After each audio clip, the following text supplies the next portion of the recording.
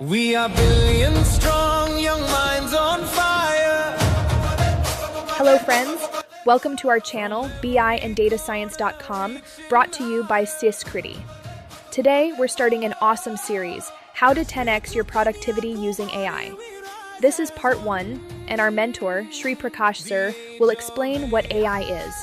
In the coming episodes, we'll learn how to use 20 plus AI tools that can help you do things 10x faster. So watch the video till the end, and subscribe to our channel so you don't miss any upcoming videos in this series. Fire from every corner, reaching higher. Kashmir to Kanyakumari, we rise as one. The age of AI has just begun. Welcome to our course, 10x Your Productivity Using AI and Agentic AI. What a wonderful world we are living in. You are the generation which is, I would say, the most lucky one, because we have so many AI tools out there. If you use these tools intelligently, you can make 10 photocopies of yourself. When I say 10x your productivity, that means if you are producing 1 unit of output, now you can produce 10 units of output every day. Imagine the magic that it brings. So if you are a blogger and you are able to do 2 or 3 blogs a day, now you can write 20 blogs a day. If you are an AI filmmaker and it used to take 10 days to make a 5 minutes of short movie, now you can do that 5 minutes of short movie in 1 day. That's the power of AI we are talking about. And the other funny thing is, all these tools that you are using for free, especially in India, because all the companies are trying to lure Indian customers, right? So you have Perplexity free with Airtel subscription, I think, and then so many free tools out there, and you can do so much with these free tools to make yourself more effective ahead of other people. And the best part is not everybody in the world is still using AI. So you can be way ahead in the game compared to others if you onboard AI. And this is what I'm going to help you do in next 3 hours of this course. You should be very comfortable with using the free AI tools out there in the market and improve your quality of work on a daily basis that you do many times more. And even if you are a learner and if you are curious, you have the ability to learn and think critically, I think this is an amazing time. You can do wonderful things. Not to derail much, our orientation up, increasing your productivity by 10 times using AI and Agentic AI. Now, I'll be talking a lot more about AI, and Agentic AI I will not cover a lot in this course because it's a little bit of complicated topic and I don't want to scare you. So probably if you just use AI, Agentic AI tools are not free, number one, and they also need a little bit of sophisticated knowledge. So probably that's a subject of another course. But in this course, let's understand what AI is and how you can improve the quality of work you do on a day-to-day basis 10 times more.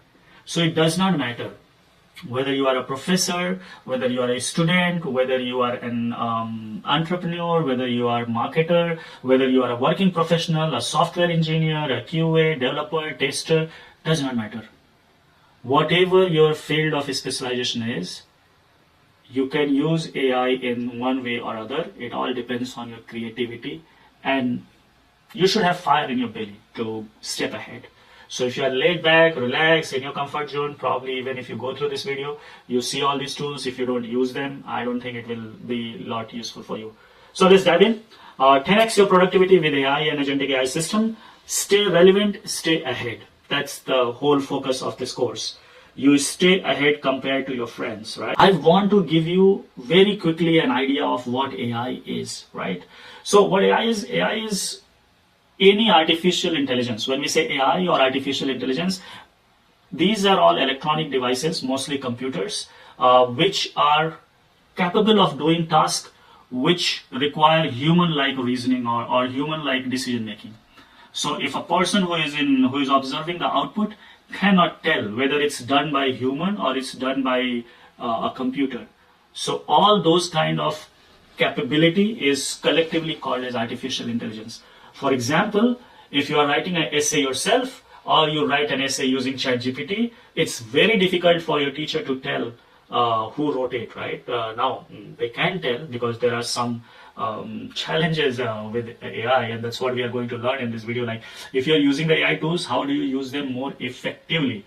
That's the another point we'll focus, right? So AI is the umbrella. It's the biggest umbrella of all the intelligence system which have human-like reasoning. And where is that human-like reasoning coming from? It's coming from learning vast amount of data. So we are talking about terabytes and terabytes of data.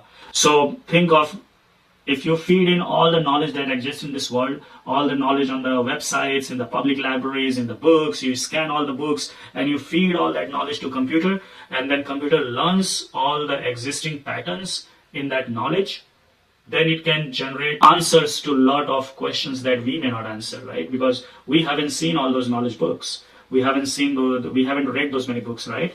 So the fundamental point is AI or intelligence systems are capable of human-like reasoning, and they are capable of human-like reasoning because they are trained on massive amount of data. They are fed in so many examples, like they can now make a inference or a prediction based on their previous pattern.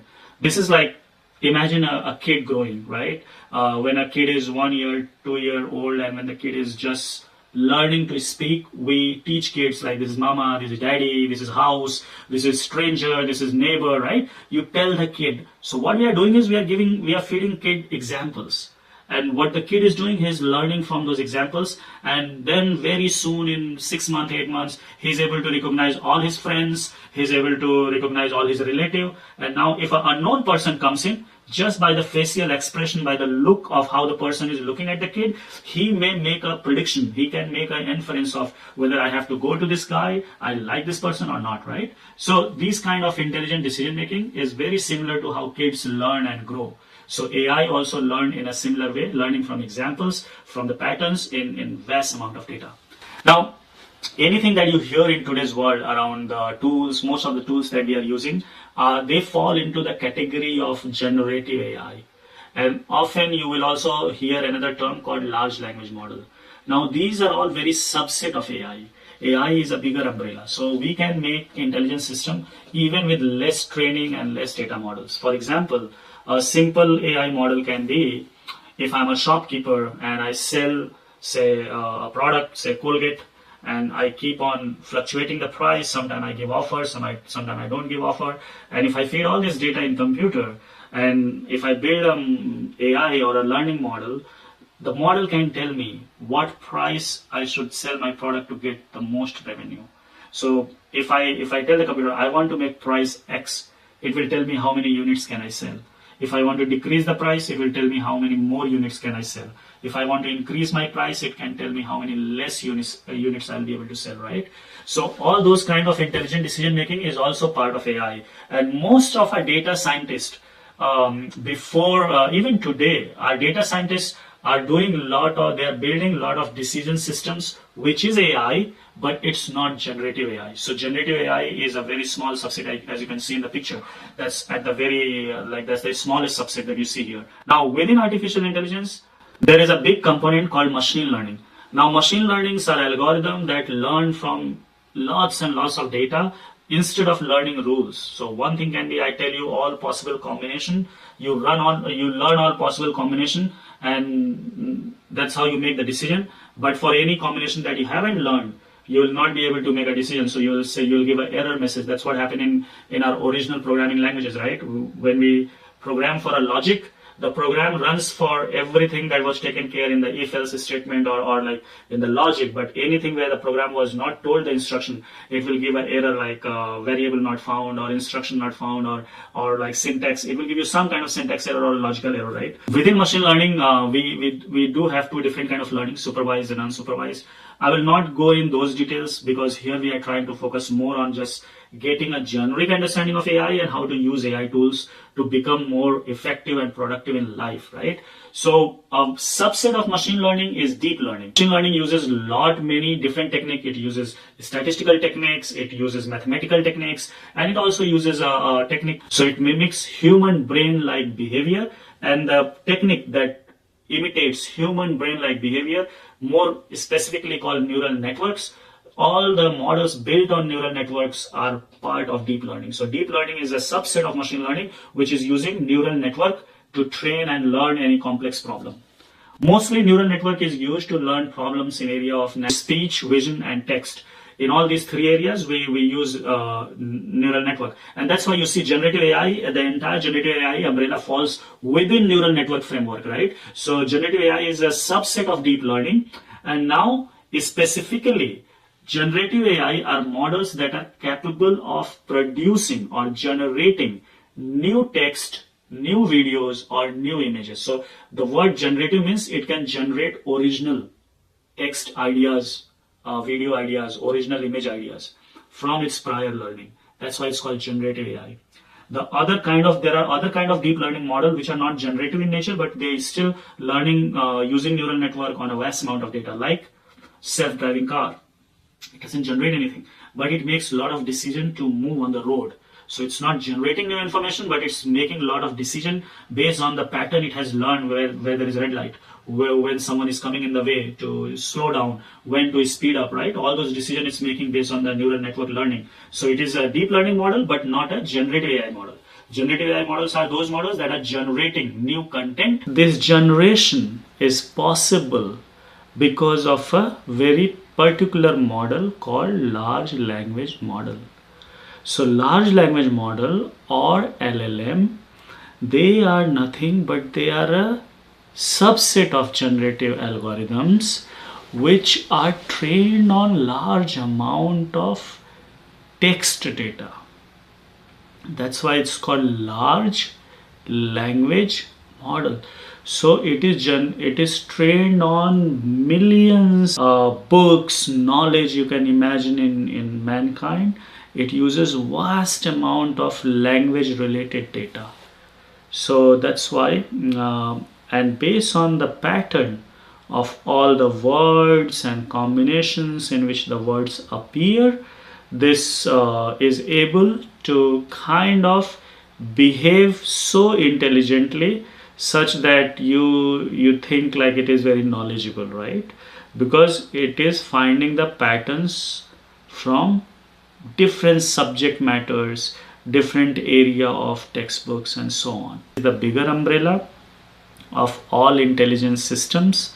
In the umbrella of intelligence systems, machine learnings are algorithms which are learning from pattern and not from rules.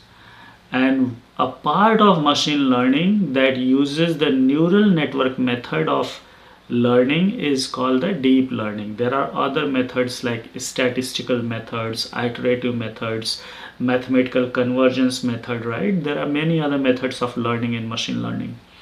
Now, generative AI is a subset of deep learning, which is mostly focused on generating new text, new images, new videos.